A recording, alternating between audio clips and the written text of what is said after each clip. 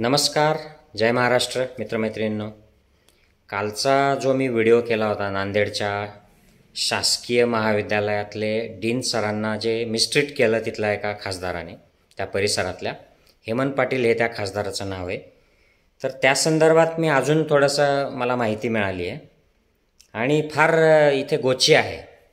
खरं म्हणजे हे जे डीन आहेत यांना तिथे पाठवण्यात आलेलं आहे टेम्पररी रिप्लेसमेंट करण्यासाठी.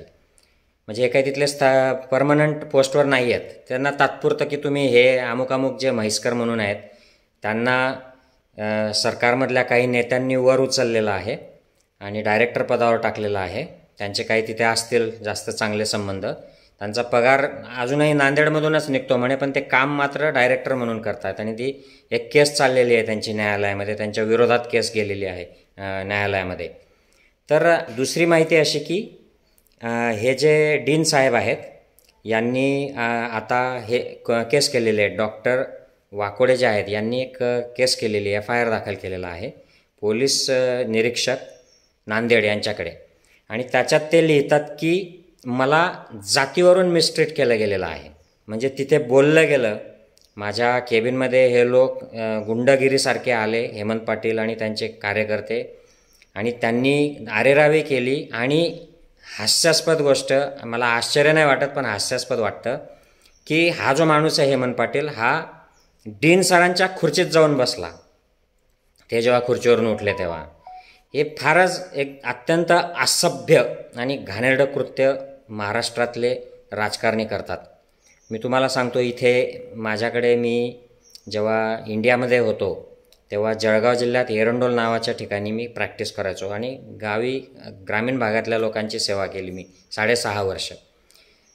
त्यावेळेला एक मोठी केस झाली होती, एक पॉसिबली स्त्रीभ्रूण हत्येची केस, आणि ती पेशंट वाचवण्यासाठी माझ्या दवाखान्यात आणली गेली होती. आणि कुठलीही पेशंट गंभीर असेल तर मी ती यस म्हणायचो की आणा, मला वाचवायचा प्रयत्न करू द्या.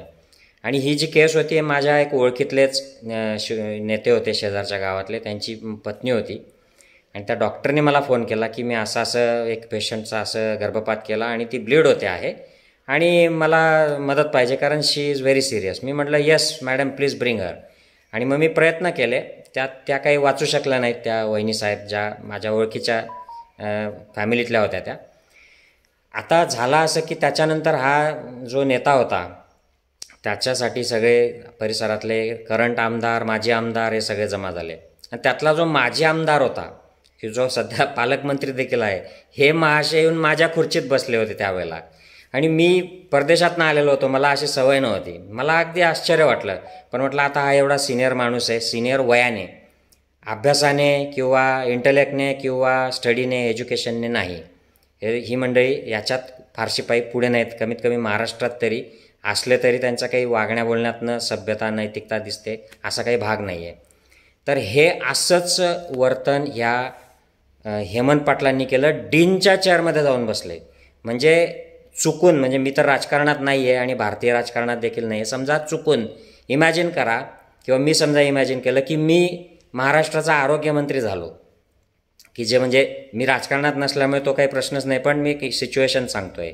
आणि जर मी एखाद्या डीनला भेटायला गेलो त्या नात्याने, तर मी त्या डीनच्या चेअरमध्ये बसू शकणार नाही. त्यांनी जरी मला ऑफर केलं की तुम्ही आरोग्यमंत्री आहात, you are a doctor, so please sit in my chair, I will not be able to sit, कारण त्याच्यात बसण्याची माझी लायकी नाही आहे. I am not worthy of sitting in dean's chair. डीनची चेअर ही एक उच्च प्रतीच्या इंटेलेक्च्युअल लोकांची ही पोस्ट असते. तर तिच्यामध्ये या खासदारांनी ते देखील असभ्य, जातीयवादी, अनैतिक लोक हे एका गटातून दुसऱ्या गटात शिफ्ट होतात ED CBIच्या भीतीने आणि घाणेरडं राजकारण करतात. अशा लोकांनी जाऊन बसणं ही अत्यंत लज्जास्पद गोष्ट आहे आणि we should condemn this. Shame on this politicians. असं हे करता त्यांचा निषेध आहे, त्यांची लायकी नाही आहे तिथे बसण्याची. आता पुढचा जो मुद्दा आहे तो हा की या कंप्लेंटमध्ये ते लिहितात की मला हे बळजबरीने त्यांचे जे स्टाफ होता, त्यांचे जे गुंडगिरी करणारे जे सोबती होते त्यांना घेतलं आणि टॉयलेट्स ओपन करायला लावले आणि हे तुम्ही साफ करा दादा असं माझ्यावर दबाव आणला. आणि मीडिया, सोशल मीडियाचे कॅमेरे नेऊन ह्याचं शूटिंग करून घेतलं आणि मग मीडियाने तसं प्रसारित केलं. आता प्रश्न असा पडतो, आणि ते करत असताना ह्या कंप्लेंटमध्ये लिहिलेलं आहे वाकोडे सरांनी की इथे असं म्हटलं गेलं की या शासकीय रुग्णालयात SC STचे अधिकारी यांची अवकात नसताना येतात. मी यापूर्वी वाकोडे नावाच्या SC डॉक्टरला सुद्धा असंच काम करायला लावलं आहे. हे मागासवर्गीय डॉक्टर माजलेत अशी भाषा या खासदारने वापरल्याचं या तक्रारमध्ये दाखल आहे. असं जर हा खासदार बोललेला असेल तर याची अजिबात लायकी नाही खासदार म्हणून स्वतःला म्हणून घेण्याची. इलेक्शन पण उभं राहण्याची लायकी नाही. याला ह्या मूर्ख माणसाला संविधानच समजलं नाही आहे. जर तो अशा प्रकारचं बोलत असेल किंवा त्याने जर असं पूर्वी देखील केलं आहे म्हणतो आणि आताही मी करायला लावतो याला, यांची लायकी नाही SC ST.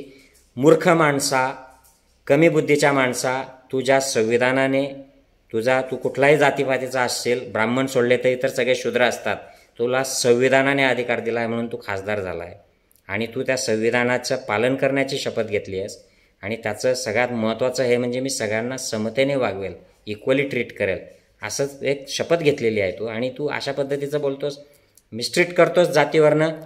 लानत आहे, छी तुझ्या चारित्र्यावर आणि तुझ्या ज्या मीन माइंडेड जी थिंकिंग आहे तुझी मागासलेली.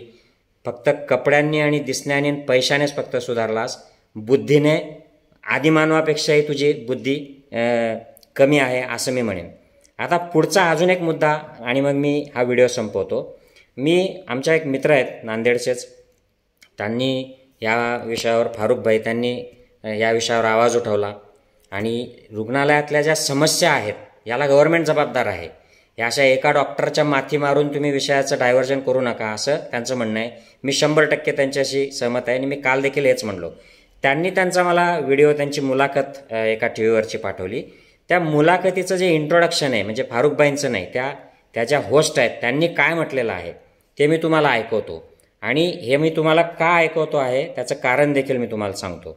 तर तुम्ही ते ऐका. आय होप की ते तुम्हाला ऐकू येईल या मोबाईलच्या आवाजातनं. हा दुसरा मोबाईल. नांदेडच्या शासकीय रुग्णालयामध्ये फक्त 36 तासात 31 रुग्णांचा मृत्यू झालाय आणि एकच खळबळ उडाली आहे. नांदेडमधून धक्कादायक बातमी समोर येते. नांदेड शासकीय रुग्णालयात आज डीनला खासदार हेमंत पाटलांनी स्वच्छतागृह साफ करायला लावलंय. शासनाच्या आता तुम्ही हा व्हिडिओ ऐकला असेल.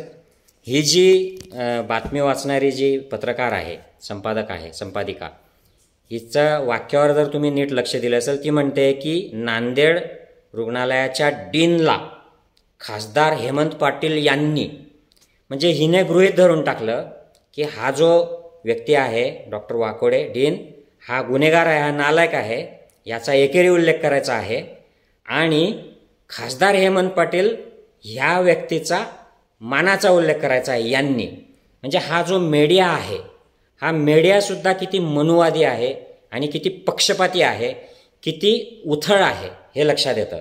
म्हणजे त्यांनी गृहीत करून टाकलं, एक मीडियाचा एक प्रोपोगंडा सुरू करून टाकला की सरकारमधले लोक हे चांगलं करतायत आणि ते मानाचे आहेत, त्यांना मान दिला पाहिजे. आणि मात्र हे जे सरकारी आता अधिकारी आहे doctor Wakode, he is doing bad, त्याला एकेरी उल्लेख करायचा. ही मंडळी असेच करतात. कोणी आदिवासी असेल, कोणी दलित असेल, हे डॉक्टर दलित आहेत असं मला माहितीतून मिळालेलं आहे. मला त्याच्याशी काही घेणं देणं नाही आहे, परंतु दलितांच्या, आदिवासींच्या आणि मायनॉरिटीच्या विरोधातली जी मानसिकता ही काही लोकांच्या डोक्यात आहे. हेमंत पाटील, कुठलेही तुम्ही पाटील असा, मी जास्त बोलत नाही, छत्रपती शिवरायांना देखील शूद्र प्रूव्ह केलेला आहे या ब्राह्मणी सनातनी धर्माने. त्यामुळे तुम्ही शिवरायांच्या वरचे नाहीत. म्हणून तुम्ही एखाद्या दलितापेक्षा जर व्यवस्थेमध्ये तुम्हाला जरा बरं स्थान असेल म्हणून त्याचा माच करू नका. आलं का लक्षात? तर कुठेतरी उतरेल, जनता उतरवेल, नाही उतरवला तरी कुठे ना कुठे उतरेल हा माच. पण मीडिया जो हा पक्षपाती, हा ब्राह्मणवादी जो मीडिया आहे, हा नियमित अशा गोष्टी करतो, अशाच पद्धतीची वर्तणूक करतो. मायनॉरिटी, SC ST असतील, परराज्यातले लोक असतील, परदेशातले लोक असतील, यांना तुच्छ लेखायचं, यांच्याबद्दल अशा पद्धतीचा उल्लेख करायचा. आणि मात्र आडनावं बघून आता एक अतिरेकी कारवाई केलेला केवळ फक्त RSSचा आहे, त्याचा सवर्ण आडनाव आहे म्हणून त्याला, त्या सायंटिस्टला या आहो काहो करून आजही मीडिया त्याचा उल्लेख करतो. मात्र डॉक्टर वाकोडे दलित आहे आणि म्हणून दलित आहेत म्हणून डीन असून देखील, एवढ्या मोठ्या पोस्टवर असून देखील त्यांचा उल्लेख एकेरी हा मीडिया करतो. याच्यावरून महाराष्ट्रातला मीडिया, TV मीडिया असेल किंवा इतर जो मीडिया आहे हा किती ब्राह्मणवादी आहे, जातीयवादी आहे, तुच्छतेने लेखतो SC ST मायनॉरिटी यांना, हे देखील प्रूव्ह होतं. आणि याच्या विरोधातच आपल्याला लढा लढायचा आहे मित्रांनो. हेच उदयनिधी स्टॅलिन यांनी म्हटलेलं आहे की ही विषमता आम्हाला नको आहे, ही सनातनी ब्राह्मणी विषमता जी आहे ही आम्हाला नको आहे. आम्हाला समतेवर चालणारं संविधान हवं आहे, समतेचा संदेश हवा आहे. आणि जिथे कुठे अशा प्रकारची व्यवस्था असेल, प्रस्थापित असेल, हिच्या विरुद्ध आपण बोललं पाहिजे.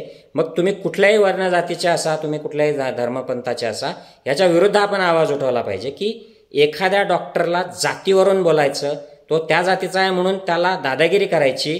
ह्याच डॉक्टर वाकोड्यांच्या ऐवजी जर तिथे कोणी सवर्ण आडनाव असलेले डॉक्टर असते तर या हेमंत पाटलाने त्यांना टॉयलेटमध्ये नेऊन टॉयलेट साफ करायला लावलं असतं का? त्यांचं रेकॉर्डिंग असं केलं असतं का?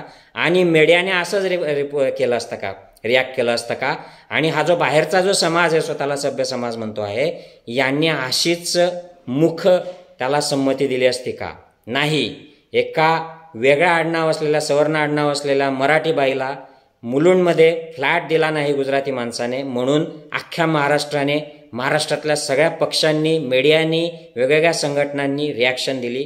मात्र त्या पद्धतीची रिॲक्शन वेगवेगळ्या संघटना, वेगवेगळे पक्ष, वेगवेगळे मीडिया चॅनल्स डॉक्टर वाकोडेंच्या संदर्भात देणार आहेत का? आणि तुम्ही कधी SC ST मायनॉरिटी यांना मानाने त्यांचा उल्लेख करायला शिकाल?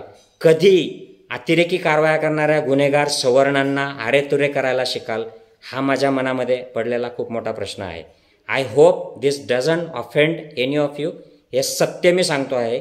आणि हे जो जमिनीवर असतो, ज्याला याच्यातून जावं लागतं, त्याची मानसिकता, मी परदेशात काम करतो, मला जर तिथे भारतीय वंशाचा म्हणून जर कोणी मिस्ट्रीट केलं, कोणी डावललं, तू ब्राऊन कातडीचा आहे, व्हाईट नाही म्हणून जर कोणी केलं तर मला काय वाटेल, हे एव्हरी डे इथल्या भारत मातेच्या या मूल निवासी सुपुत्रांना जे काम करतायत देशासाठी, मेडिकल कॉलेजसाठी, सरकारी यंत्रणांसाठी, ते त्यांचं आयुष्य घालवत आहेत, यांना जर ऐकावं लागत असेल, त्यातून मनस्तापातून जावं लागत असेल, तर ही आपल्या सगळ्या भारतीयांच्यावर आत्मपरीक्षणाची वेळ आहे.